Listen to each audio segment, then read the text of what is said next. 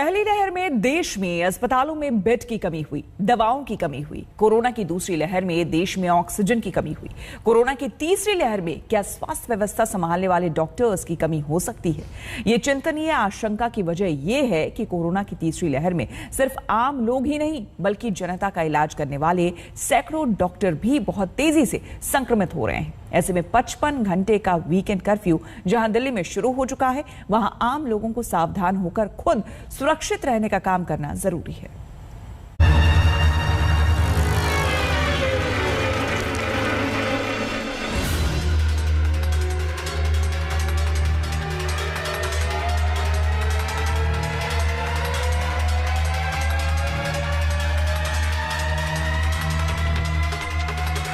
पहली और दूसरी लहर में जो लगातार देश को बचाने के लिए लड़ते रहे, जो डॉक्टर जान जोखिम में डालकर देशवासियों की कोरोना से रक्षा करते रहे, क्या तीसरी लहर में वही डॉक्टर्स भी कोरोना से बहुत तेजी से संक्रमित हो रहे हैं? सीधे देश की तस्वीर देखकर आंकड़े जान लीजिए। दिल्ली के सरकारी अस्पतालों में 100 से ज्यादा डॉक्टर्स और स्वास्थ्य सेवा में जुटे लोगों को अब तक कोरोना होने की जानकारी मिली है। चंडीगढ़ पीजीआई में अब तक 352 doctor, health care worker corona positive हो चुके हैं, जिनमें 157 डॉक्टर्स हैं। महाराष्ट्र में अब तक 356 डॉक्टर कोरोना संक्रमित हुए हैं। पश्चिम बंगाल में 400 डॉक्टर और मेडिकल स्टाफ को कोरोना की जानकारी आ चुकी है। उत्तर प्रदेश में करीब 75 डॉक्टर और हेल्थ केयर वर्कर पॉजिटिव हुए हैं।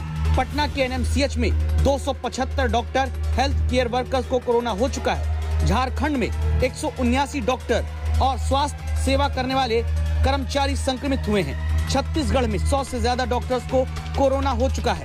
राजस्थान में 50 से ज्यादा डॉक्टर्स को कोरोना हुआ है। यही कारण है देश के स्वास्थ्य मंत्री भी चिंतित हैं। एम्स में पीपीई किट पहनकर जाते ये स्वास्थ्य मंत्री मनसुख मांडविया हैं। एम्स में उन डॉक्टर से मिलने पहुंचे जो देशवासियों को बचाते हुए संक्रमित हो चुके हैं।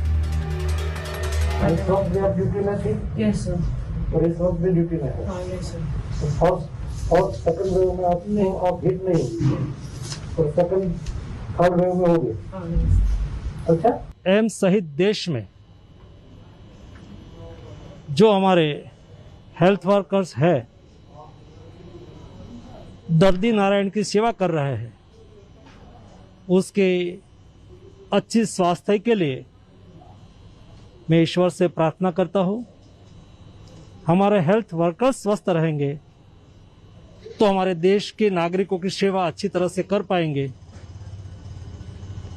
इसलिए हमारा हेल्थ वर्कर्स का स्वास्थ्य बहुत आवश्यक है, बहुत जरूरी है।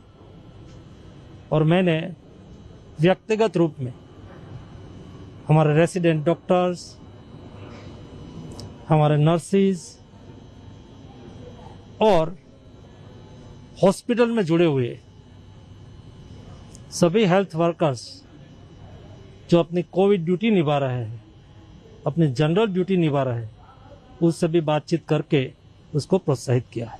पिछले एक हफ्ते में दिल्ली के अलग अलग सरकारी अस्पतालों में, जिसमें एलएनजेपी, आरएमएल, बड़ा हिंदूराव जैसे सरकारी अस्पताल शामिल हैं, वहां पे डॉक्टर्स और हेल्थ केयर स्टाफ के कोविड पॉजिटिव होने के मामलों में लगातार तेजी आई है। ऐसे में हेल्थ केयर इंफ्रास्ट्रक्चर पे एक बड़ा लोड बढ़ सकता है। भले ओमिक्रॉन वेरिएंट में यह कहा जाए कि संक्रमित होने वाले मरीजों को ज्यादा अस्पताल में भर्ती होने की नौबत नहीं आ रही, लेकिन आप सोचिए, जहां देश में आबादी इतनी ज्यादा है, वहां 1000 संक्रमित पर 10 मरीज भी अगर अस्पताल जाने लगे तो आगे लगातार बढ़ते संक्रमण में कितना दबाव अस्पतालों पर होगा, जबकि डॉक्टर खुद संक्रमित हो रहे हैं।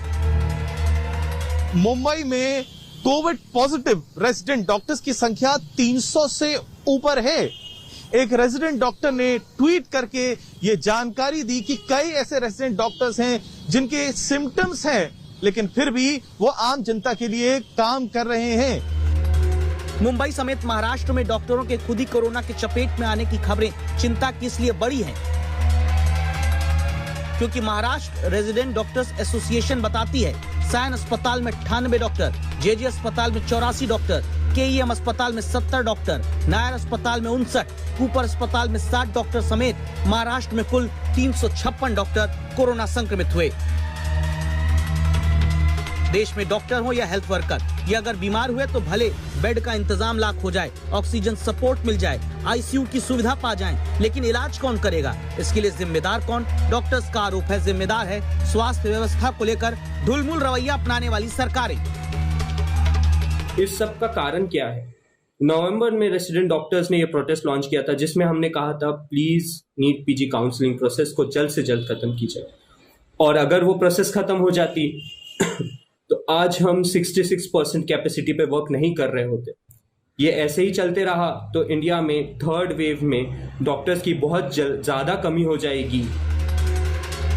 याद करिए, जब नवंबर से लेकर दिसंबर तक हमारे देश के रेजिडेंट डॉक्टर नीट पीजी की काउंसलिंग जल्द कराने के लिए हड़ताल कर रहे थे, पुलिस से धक्का खा रहे थे, ताकि हजारों डॉक्टर जो नीट पीजी काउंसलिंग को लेकर अदालत में फैसला लटके होने से अस्पताल नहीं आ पा रहे, वो जल्दी आ जाएं। कोरोना की तीसरी लहर अब तेजी से चढ़ रही है। अब जाकर शुक्रवार को सुप्रीम कोर्ट ने नीट पीजी काउंसलिंग पर फैसला सुनाया है। तब तक देश में सैकड़ों डॉक्टर भारी दबाव के बीच इलाज करते करते खुद संक्रमित हो चुके हैं। इसीलिए अब ये जरूरी है कि आम लोग लापरवाही न करें, खुद सावधान रहें। मुंबई से पंकज उपाध्याय और दिल्ली से अमित भारद्वाज के साथ आज तक ब्यूरो।